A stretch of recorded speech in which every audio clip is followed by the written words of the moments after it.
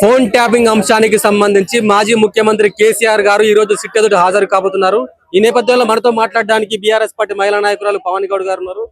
Ma'am, SIT ఎదుట కేసీఆర్ గారు హాజరు కాబోతున్నారు, ఏం చెప్తారు దాని గురించి? ఏం చెప్తారు? చట్టాన్ని గౌరవించే వ్యక్తిలాగా, ఒక రాజనీతిజ్ఞుడి లాగా కేసీఆర్ గారు ఆయన పని ఆయన చేస్తున్నారు, అంతే తప్ప ఇంకొకటి లేదు. ఇది ఏదైతే ఉన్నదో రాజకీయ కక్షలో భాగంగా కేసీఆర్ గారి మీద బురద జల్లడానికి మాత్రమే చేస్తున్న చెంబుగాని చెంచా ఇద్దరు కలిసి చేస్తున్న ప్రయత్నాలని అందరికీ తెలుసు, తెలంగాణ ప్రజలందరికీ తెలుసు. రాబోయే రోజులల్లా చెంబుకు చెంచకు ఇద్దరికి తగిన బుద్ధి చెప్తాం. అంటే ముఖ్యంగా నా మున్సిపల్ ఎన్నికలకు సంబంధించి నేను బిజీగా ఉన్నాను, నేను తర్వాత హాజరవుతున్నా అని చెప్పినా కూడా రెండోసారి ఇంటి గోడకు నోటీసులు అతికించిపోయారు సిట్ అధికారులు. ఏం చెప్తారు ఈ విషయానికి? కక్ష కోసమే, ఆయన గౌరవానికి భంగం కలిగిందామనే ఉద్దేశం పూర్వకంగానే చేస్తున్న కార్యక్రమాలు. అంటే ఒక ల్యాబ్ ప్రకారం 65 ఏళ్ళు నిండిన వారికి ఎక్కడైనా సరే విచారణకు రావాల్సిన అవసరం ఉండదు. లా ప్రకారం మాట్లాడుకున్నా, దేని ప్రకారం మాట్లాడుకున్నా కూడా కేసీఆర్ గారికి నోటీసులు ఎక్కడికి పోయి ఇవ్వాలి? ఆయన ఎక్కడ ఉంటున్నారు? గత కొంతకాలంగా పర్సనల్ అడ్రస్ అంటే హరీష్ రావు గారి పర్సనల్ అడ్రస్ ఆయన ఎన్నికల అఫిడవిట్ లా ఎక్కడ పెట్టిండ్రు? సిద్దిపేట అని పెట్టిండ్రు. మొన్న ఎక్కడ ఇచ్చిండ్రు? కోకాపేటలో ఇవ్వడం జరిగింది. మరి కేసీఆర్ గారికి ఎందుకు? కేసీఆర్ గారు నందినగర్ లో ఉండరు అని తెలిసి కూడా గోడకెందుకు అంటించిర్రు? ఎవరిని బదనాం చేద్దామని, ఎవరి డైరెక్షన్ లో బదనాం చేద్దామని చేస్తున్న కార్యక్రమాలు తప్ప ఇంకొకటి ఏమీ లేదు. బదనాము ఆల్రెడీ చేస్తున్నారు. ఆయనని దేనికోసం పిలుస్తున్నారు? సాక్ష్యాధారాల కోసమే పిలుస్తున్నారు. కానీ ఆల్రెడీ కేసీఆర్ గారు ఒప్పుకున్నారు, కేసీఆర్ గారు బయట పెట్టిండ్రు. అదే కేసీఆర్ గారు దోషి ఒప్పుకున్నారు అనేసి కొన్ని పత్రికలలో లీకులు ఇస్తున్నారు. ఇవన్నీ ఎవడు చేస్తున్నాడు? ఎవరి గౌరవానికి భంగం కలిగించాలని ఇలాంటి ప్రయత్నాలు చేస్తున్నారు. తెలంగాణ అంటే ఆయన ఊపిరి, తెలంగాణ కోసమే ఆయన పుట్టిండు. తెలంగాణ సావు నోట్లో తలబెట్టి తెలంగాణ తెచ్చిండు. ఆ తెలంగాణ తెచ్చిన నాయకుడి గౌరవాన్ని భంగం కలిగించే విధంగా ప్రయత్నాలు చేస్తున్నాడు. ఇది ఆయనకు ఒక్కనికి గౌరవానికి భంగం కాదు, తెలంగాణ ఆత్మకే అగౌరవ పరిచే విధంగా చేస్తున్నాడు రేవంత్ రెడ్డి అనేటోడు. రేవంత్ రెడ్డి ఒక తెలంగాణ ద్రోహి, రేవంత్ రెడ్డి ఒక తెలంగాణ ఉద్యమ ద్రోహి, రేవంత్ రెడ్డి ఆంధ్ర నాయకుల మోచేతి నీళ్లు దాగే ముడ్డి కడిగే నాయకుడు తప్ప ఇంకొకటి లేదు. ఆయన ముఖ్యమంత్రి అయినాక కూడా తెలంగాణకు ఏదన్నా ₹1 మందమన్నా పని చేసిండా, లాభం జరిగిందా? మీరే చెప్పాలి. దావోస్ కు పోయింది, దోసుకున్నది దాచుకోవడానికి. కాంట్రాక్టులల్లా కమిషన్ల వచ్చిన పైసలు అక్కడ చంద్రబాబు నాయుడుకి ఈసారి 200 కోట్లు తెచ్చినా ఇస్తారా అని చెప్పడానికి మాత్రమే తప్ప ఇంకొకటి లేదు. ఆ గురువు ఈ శిష్యునికి ఇక్కడ కుక్కలాగా కూర్చుండబెట్టిండు. ఆ కుక్క పిచ్చి కుక్కై గజ్జి కుక్కై అందరినీ గరుస్తా అని తిరుగుతుంది తప్ప ఇంకొకటి లేదు. ఈ మధ్య కాలంలో ఉన్న రాజకీయ సమీకరణాలు చూస్తా ఉంటే టీడీపీ తెలంగాణకు దగ్గరయ్యే ప్రయత్నం చేస్తుందా?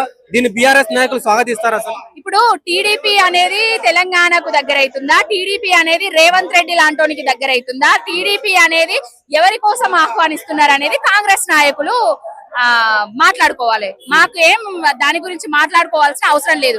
మాది బీఆర్ఎస్ పార్టీ, మా తెలంగాణ కోసమే కొట్లాడతాం. మా తెలంగాణ గౌరవానికి, తెలంగాణ ప్రజలకు ఎక్కడైతే అగౌరవ పరుస్తారో, ఎవరైతే పరిపాలన చేతగాక మాటలు ఇస్తున్నారో వాళ్ళ మీద యుద్ధం చేస్తాం తప్ప ఇంకొకటి లేదు. బీఆర్ఎస్ పార్టీ గురించి మాట్లాడినా, కేసీఆర్ గారి గురించి మాట్లాడినా కొంతమంది అంటే రాధాకృష్ణ గారు మీరు చూసే ఉంటారు, నేను నైట్ బీఆర్ఎస్ పెయిడ్ బ్యాచ్ అని చెప్పేసి రాధాకృష్ణ అనేటోడు ఆనాడు రేషన్ షాపులల్లా ఆ దొంగ బియ్యం మిగిలిన బియ్యాన్ని అమ్ముకునేటోడు.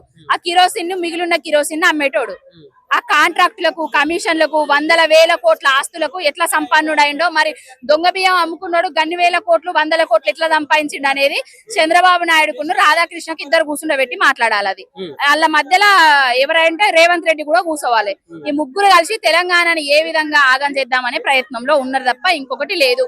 తెలంగాణ గౌరవానికి ఆనాడు ఈనాడు ఎప్పుడు కూడా ఆ పచ్చ మీడియా ఏదైతే, పిచ్చి మీడియా ఏదైతే, చంద్రజ్యోతి మీడియా ఉన్నదో వ్యతిరేకమే. ఇప్పుడు కూడా వ్యతిరేకంగానే మాట్లాడుతున్నారు. కేసీఆర్ ను విచారణ చేస్తే అసలు నిజం బయటపడుతుంది ఫోన్ ట్యాపింగ్ అంశానికి సంబంధించి అని చెప్పేసి చివరగా చెప్పినారు. ఏం చెప్తారు? ఇప్పుడు కేసీఆర్ గారిని సాక్ష్యాల కోసమే విచారించడం జరుగుతుంది. సాక్ష్యాలు లేని దాంట్లో ఆధారాలు దొరికినాయని ఎవడు ప్రచారం చేస్తున్నాడో అది బయట పెట్టాలి ఫస్ట్.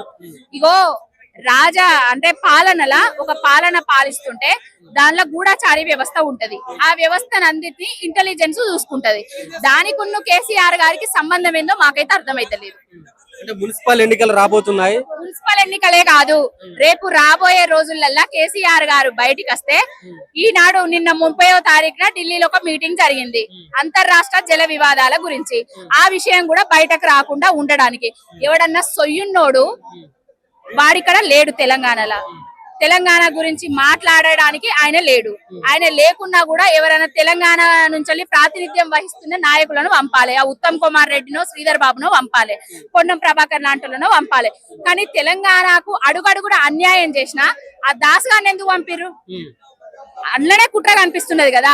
నీళ్ల విషయాలల్లా కుట్రలు బయటపడకుండా ఉండడానికి, దావోస్ లో దాచుకున్న డబ్బుల విషయం బయటపడకుండా ఉండడానికి, కాంట్రాక్టులు, కమిషన్లు, పంచాయతీల మంత్రుల కుమ్ములాటలు బయటపడకుండా ఉండడానికి, మేడారం సమ్మక్క సారలమ్మ జాతరల కుంభకోణాన్ని బయటపడకుండా ఉండడానికి 200 కోట్లు పెట్టి కనీసానికి భక్తులకు బస్సులు లేవు, భక్తులకు టాయిలెట్ సౌకర్యాలు లేవు, భక్తులు గ్రిల్స్ లో ఇరుక్కపోతే తీసే నాదుడు లేదు. అక్కడ ఎంత అసౌకర్య పడుతున్నారో మీకు అందరికీ తెలుసు. ఇంకొకటి, ఆ సీతక్క 10 కార్లు 20 కార్లు కనిపించాయి తప్ప భక్తులకైతే బస్సులు అయితే కనవలేదు.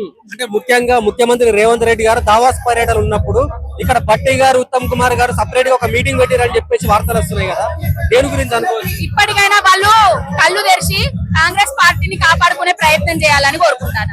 రేవంత్ రెడ్డి అనేటోడు పిచ్చి కుక్క, పచ్చ కుక్క, ఎన్నడైనా మిమ్మల్ని మోసం చేస్తాడు. ఆ బీజేపీ తోటన్నా లేకపోతే ఆ చంద్రాల తోటన్నా కలుస్తాడు. మీ కాంగ్రెస్ పార్టీని నామరూపాలు లేకుండా చేస్తాడు.